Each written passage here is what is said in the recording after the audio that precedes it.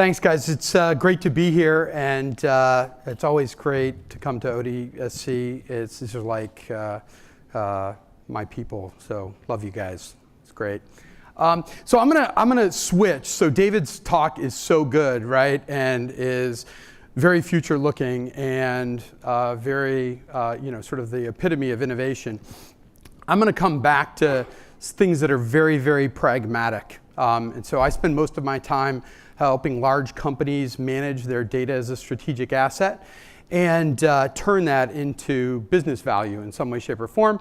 And so what I'd really like to talk about today is data curation and quality. And I really think that we're, with the theme of AI that's been going on, I think we have this thing, Ackwards. And let me talk a little bit about what that means. So first and foremost, we don't have to talk about the power of AI and ML. I'm an old AI guy. I started doing programming and learning computer science back in the mid-'80s when AI was really hot and cool, and then experienced the bubble burst, the first AI bubble burst, and devolved into expert systems and all these things. So, a lot of these algorithms, they've been around for a long time, and it's really exciting to see what's happening with AI. And this is especially true when you look at the adoption of things like neural nets. They've been around for a long time, but to see the impact that neural nets are having on things like Google Translate is really a very instructive reference for all of us. And I think that the power of neural nets kind of coming to fruition, to make another MIT Media Lab reference, the late great Marvin Minsky is truly smiling wherever he is, God rest his soul. And so to see some of these AI techniques that have been around for a very, very long time actually making it into the mainstream and being adopted at large scale and having a huge impact on services like Google Translate that hundreds of millions of consumers are using every single day is a very powerful thing. However, in the popularity of AI, as these things get proven out to be useful, especially at big internet companies, we're seeing large enterprises adopt AI and machine learning techniques at incredible scale. Every day I get calls from the largest companies in the world, all trying to figure out how they're going to do AI, governments calling and trying to figure out how can we do more AI, what's important. And it's really a problem because just like the Google Translate and neural nets example, the reason why neural nets are so powerful with Google Translate is because Google has all the data. So it's not just the algorithms. Algorithms are cheap and relatively inexpensive, but you only actually get the value for users out of this stuff when you have these algorithms with the data. And so oftentimes what I see happening right now in large enterprises is they're putting the cart before the horse, right? The horse, right, the data, is actually the thing you need to start with. Now, and at places like Google and Facebook and LinkedIn, they have the advantage that their data is relatively well organized. They've only been around for small dozens of years. And they've always been data-driven companies, and so they manage their data as an asset from the beginning. You go into other companies, you go into United Technologies or GE or Toshiba or name your favorite big company of choice, and you'll find that they've been treating for decades, maybe even centuries, their data as an exhaust from their business. Right? The last 30 or 40 years, we've been automating business processes in the enterprise. We set up databases to automate those processes. We tried to create data warehouses. Those things kind of failed, right? They haven't delivered on this promise. So before these big companies sort of get into AI, they need to sort of put the cart behind the horse. And this is a classic garbage in, garbage out problem. And we've all seen this. Any one of us, there are probably a lot of people in this room that have worked in large companies. Everybody in these large companies, they have jobs, and they do their jobs based on their little silo. Oftentimes, in my company, Tamer, we go in and talk to these large companies, and we ask very simple analytic questions. At GE, who's one of our largest customers, they were asking a very simple question. Are we getting the best terms every time we buy something at GE? Because if you're GE, like, what's the rationale for being GE and being this scale if you can't get the best terms every time you buy something. Well, it turns out in this one first analytic in one business unit, there was $80 million of spend optimization laying on the ground because they have more than 1,000 different procurement systems, more than 300 different ERP systems, and they just hadn't resolved the semantics across those things to know that when somebody's buying a 2-centimeter brush ball bearing in Peru, that they could actually get that for 80% less if they just bought the excess inventory that's sitting in some warehouse up in Germany. And so there's low-hanging analytical fruit lying on the ground if you just clean up this data. And before you go on to the fancy AI stuff, just like let's get things straight. And so the challenge here, right, is if you start investing all this time, energy, and effort in AI and machine learning, you put these models together, you feed this crappy data into these models, what are you going to get out the other end? And God forbid those models are being used to make important decisions inside of your company. We have one customer at Tamer, large multi-billion-dollar company, public company. When we first started working with them, simple question: how many customers do you have? Oh, we have 225,000 customers in the world. How do you know that? Well, you know, we did the study. Bain or McKinsey did a thing 2 years ago, and we have all these different CRM systems. We have a very complicated distribution channel. But let's just take all of your data and let's do a simple analysis and figure out how many customers you actually have. 100,000. They were off by an order of magnitude, right? And everybody that owned all the different customer systems in this business, they all said, well, our data's right. Well, our data's right. They all had a sort of a siloed view of the data. When you actually put it together, it was only 100,000. They were off by an order of magnitude. Now you can imagine, well, what does that mean? What's the distribution of those 100,000 versus the 200 that you thought you had? What about your spending on customer support, marketing, sales, all this stuff? It's off. If you're off by an order of magnitude in terms of the number of customers you think you have, there's a whole bunch of things that need to change. Large companies need to start to think about their data in this integrated way if they're going to make good decisions. God forbid they start feeding that 225,000 customer data set into AI algorithms and start making decisions off of that. Very dangerous. Get your data right first. So how does this problem persist? What happens? So you go around and you talk to the average CIO. I know I've been one in the past. And a lot of CIOs will get up there and they'll tell you, or their CEOs will tell you, oh, let me tell you how our data is organized, right? Either we sold our soul to SAP, and so all our data is organized because SAP says so, or they have some charts and graphs and they'll show you. The reality for anyone that's worked in a large organization knows, right, that the data is radically heterogeneous. It's stored in lots of disparate systems, many of which are lined up around these business process automation things that they've done, or they're vendor specific for the system vendors that they bought. And then over time, they're prone to, these data sources are prone to entropy. Company gets reorganized. You go out and acquire someone new, right? God forbid there's data hoarding, right? Someone believes that their job. So these things all contribute to this fundamental problem of data heterogeneity. And this isn't just the realm of big old companies.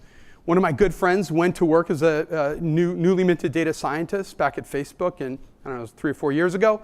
Cracks open the Hive instance at Facebook. There are 10,000 schemas in the Hive instance. He was looking for one attribute. How do you find it, right? Even at Facebook, right, they have this problem of radical data heterogeneity, data variety. So this is an old problem. It's been around forever. We've tried a whole bunch of different things. First thing that people try to do, rationalization, right? The thing that fueled, for those of us that were around back in the 80s and 90s, the thing that fueled SAP's growth was the desire to rationalize systems.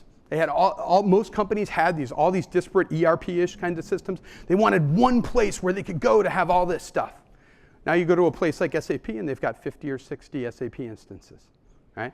So even if you try to rationalize like crazy, you're still going to get a certain amount of variety. Big companies like Fidelity is a great example, near and dear to our hearts here in Boston. If you've got a distributed organizational structure, we're going to empower people to run their own P&Ls, then you're going to have this problem of people want to control and run their own systems. They're not going to want to rationalize or just use one system. The second thing, standardization. Many of us have participated over many years in all kinds of industry initiatives to standardize data. It would be nice if everybody standardized their data. the equivalent on the modern web, is what if everyone that made a website used all the same set of tools and standards to publish their website? Seems kind of ridiculous, right? What if Google could just know that everyone was going to use the same set of standards around? Now, there's some basic standards, but there's a lot of variety in there. We need to start treating data the same way that Google treats websites. You don't know what's out there. You have to organize it and use models to sort it out. Aggregation, data warehousing, been there. We started Vertica, ultimately sold it to HP. Goal was next-gen performance and data warehousing. Most data warehouses actually fail. Or you go into a large company, how many warehouses do they actually have? 5 or 10. Now, the people that own any one data warehouse will tell you, oh, this is going to be the one. This is the one that's going to work. This is it. Right? And it never actually comes to be true. There's always more than one. There's dozens and even hundreds. And finally, these traditional techniques we've used in the enterprise to organize data, top-down ETL and master data management, have really failed. And one of the reasons that my partner Mike Stonebreaker and I feel that this has failed is that they put the process of developing and anticipating the schema of the data first. Benefit of products like MongoDB and these new database engines that are schemaless is that you can actually create a schema late, create the schema closer to where the data is being consumed. Many of us that have done data warehousing for years have had this experience of building the one schema to rule them all, right? I'm going to build this schema, and I'm a data engineer. That schema is going to represent all the knowledge and all the objects that live outside in the organization, and then we're going to map everything to that one schema. I'm here to say that's backwards. That doesn't work. It's time to just declare, right, that one schema to rule them all doesn't work. We need to stop it. And we need to get these big vendors, Oracle, Microsoft, everybody, to kind of get on board with this because they're helping support this problem. So all of these things we're going to continue to try to do, but the data variety problem is so huge. We need to continue to do all these things, and we need some new approaches. And this is what we've been up to at Tamer. Now, there's other things that are getting where they're democratization of analytics, right? Christian Chabot is, sort of popular. Like, we're actually getting visualization into the hands and modeling into the hands of lots of people, especially like the people in this room. We're thinking about a more distributed approach to managing data, the kind of a linked data approach. We need more provenance in the data. If you have an analytic, knowing where that data came from, knowing everything that happened to it along the way is incredibly powerful and useful to create to make it reproducible. We want to be more agile and rapid in changing our analytics, and all the data infrastructure that supports those analytics needs to be equally as agile. And the desire for this longitudinal access across many entities, across many sources is interesting. Timelines are a very powerful, fundamental mechanism to understand this very broad data. The big vendors are a problem here. The dogma, most of the people that work at these large software vendors, they've never actually bought or used software themselves, right? And so there's no way they can understand or comprehend the complexity of this problem. If they could, and they would have solved this problem a long time ago. It's kind of offensive. So what I'm proposing is that there's this new approach that we need in the enterprise. I call this data ops. And data ops is very similar to DevOps, obviously. DevOps, the goal of DevOps and all the infrastructure that we've received was feature velocity for the internet companies. The reason why all of DevOps was created to make sure the internet companies could build, test, and release things faster. The goal of data ops is analytic velocity, enabling people in the enterprise to prosecute their data analytically in a much faster way. There's lots of things that are required in order to do this, and lots of methods to do this. We're at the very beginning of this transition. I think it's going to take 10, 15, 20 years for companies to kind of get their heads around this. But I think it's a very, very powerful change and transition. It's a big part of what we focus on at Tamer. How are we doing for time? OK. So there are a small number of companies that are, sort of latching on to this idea of these much more open, best-of-breed systems. And I'm not here to give you a sales pitch, right? I've been a customer of these kinds of things more times than I've been a seller. But these are the kinds of companies that are, in some way, shape, or form, supporting these next-gen data ecosystems inside the enterprise, where you have a set of best-of-breed tools. There are open APIs between these tools that allow you to cook them up the same way you do in DevOps, right? The primary interface for a lot of these things is sort of table in, table out. It's kind of a lowest common denominator. And many of these things are collaborative and multi-user. So I think the best reference on this is the traditional data pipelining tools, right? I spent a bunch of time in the life sciences. We had a tool called Pipeline Pilot. You have tools like, there's all kinds of them now, right? Where you have these boxes and arrows charts, and you drag and drop, and then you put data in here, and it does something to it, and it comes out the other side. Those tools, many of them, one of my favorites is KNIME. The problem with them is they're not designed to be multi-user. These pipelines need to be collaboratively developed. The single user sort of orientation around those things is fundamentally broken. And also, I'm a big fan, there's not a lot I like about Palantir as a company, but one of the things that I really do like is it's not really about software or people and services, it's about both. And so when you're looking to assemble this next-gen ecosystem, next-gen data management ecosystem inside of a large company, you have to really suspend these assumptions around software and services. This is a very human problem. It's all about human behaviors and how they manage data. It's about human behaviors and how they consume data and analytics. And so it's a mix of software and services together that actually solve the problem in the long term, regardless of what any business model one company may be trying to achieve. You need a mix of software and services to make this stuff work.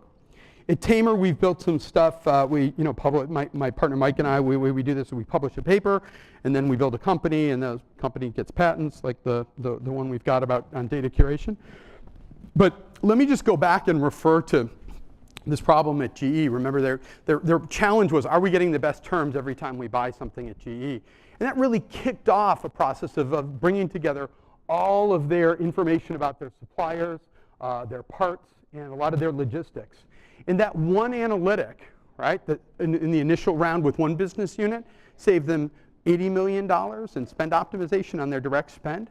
Now we're up to $300 million saved on their direct spend.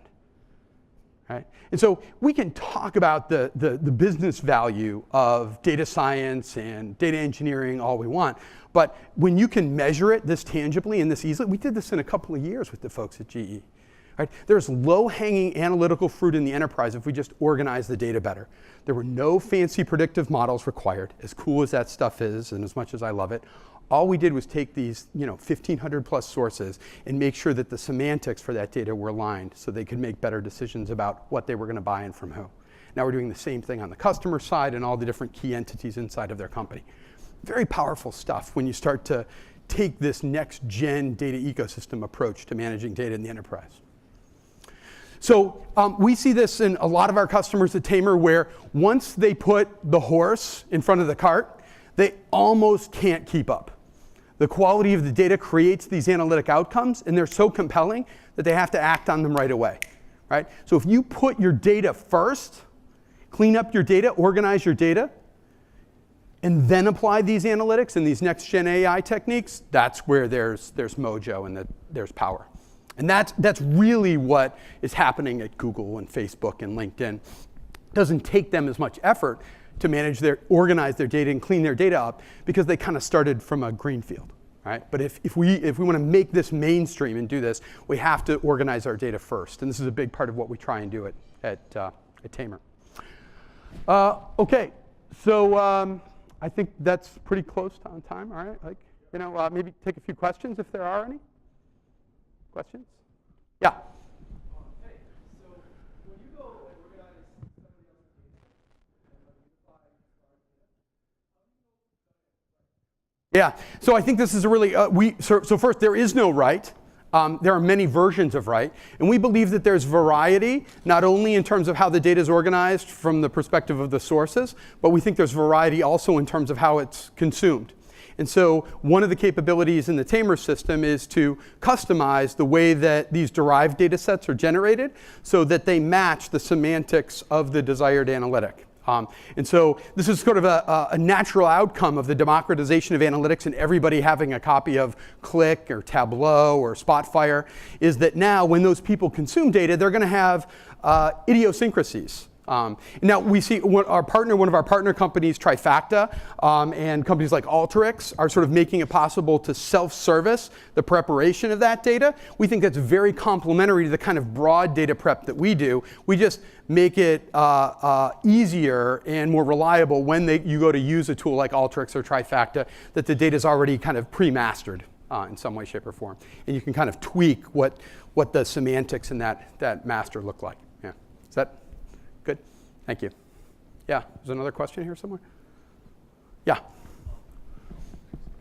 What should a new organization look out for as the most important thing, like a young organization, in order to avoid all these problems you talked about? Yeah, I think the biggest thing is the way to think about the way your data is modeled as something that is driven off of a semantic model. So what you want to do is you want to consider the mapping of attributes and the matching of records something that's done by a model that you train over time, rather than something that's done by a human being. Because if you start to rely on the model and you start training the model, then it just becomes automatic, right? And this is no different than any other automation problem, right? There's just a lot of hubris in data engineering where the data architects and data engineers think, well, I'm the person that determines whether that attribute is the same as that attribute. You need to replace that hubris over time with a model that says, well, I think with 80% confidence that that attribute is the same as that attribute. And here are the 5 people that we should ask to validate that's and take that confidence level up to 99%. And when you use models to drive those mappings and those matchings, it gets very powerful and very, very repeatable and much more efficient. And lets you combine many hundreds, thousands, even millions of tables very, very quickly without a lot of manual effort. Does that also apply if you're using external systems like Salesforce or other? The same thing is true very broadly. I think it's a very horizontal thing. Doesn't matter what the data is. Yeah. One last question. Yeah, okay. Oh, wait, maybe 2. How big of a hurdle is it to overcome an organization that's excessively using Excel? No, I don't think you don't want them to stop using Excel. Like, people are going to use Excel. Spreadsheets are a way to what you want to do is you want to change what they're putting into Excel and how smart Excel is. Like, we have a part of our system where we do recommenders into spreadsheets where you have a list of data that's in a spreadsheet. Let's say it's a list of customer names, and you point it at Tamer, and Tamer says, oh, well, here's other customers that I think are similar to that. Here are other attributes for those customers that are interesting. Like, it's time for us to make spreadsheets really intelligent and smart. And a part of that is self-service data prep. Alteryx, Trifacta, there's a bunch of these tools. And another part of it is, again, this sort of broad data preparation. So you can't really do that unless you actually have a customer master list. Yeah, can we do one more question? Sorry, yeah. Or maybe 2. Thank you. Love your last slide. So I was wondering how you would go about putting a $sign on the analytics acceleration when you go and pitch to an executive. Well, this is really easy for me. If the analytics you aren't using, if they don't relate to either growing the top line of the company or saving some significant amount of spend, then it's probably not worth doing. So again, at GE, it was very powerful us to have these spend analytics and spend optimization to be at the core. So, and when we got through that first phase of spend op, we were like, well, there's $80 million, right, that we just saved. And that's $80 million a year in perpetuity, right? You're like, well, what's that worth? Well, maybe that's worth another $10 or $20 million to spend to find if there are other opportunities. And sure enough, then we uncovered hundreds of millions of dollars of other spend op. And so it starts with picking your analytic. If you pick the analytics that are either going to have a high impact and growth, right, these kind of cross-sell and upsell things, or you pick an analytic that has something to do with procurement and saving them money when they buy stuff, like those are the right places to start. And then you do those things over time in a more repeatable way, and eventually you build up these sort of analytic muscles and these data engineering muscles around those core sources. But it's a very hard thing to do. Yeah. Yes, one more maybe?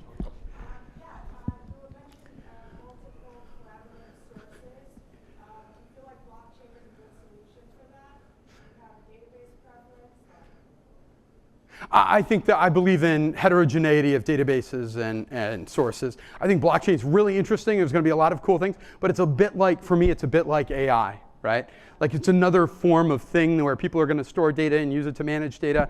And maybe there's all these, there's lots of different benefits to doing so, but it's one of many things that we have in the world. When I was running software and data engineering over at Novartis, we had one or two or an enterprise license to every tool on the market, right? And so our environment was very heterogeneous. We had all the viz tools, we had all the database engines, we had systems that were built in all these things. The hardest thing was not like picking the right one, because there isn't one. My partner and I published a paper about database systems back in the early 2000s the title was "One Size Does Not Fit All in Database Systems." So there's heterogeneity in these tools and the infrastructure, right? There's going to be many of them. You got to embrace it. There's going to be a lot of things, and blockchain will be a part of people's infrastructure. Yeah, good. Thank you very much. Thank you so much. Thank you so much.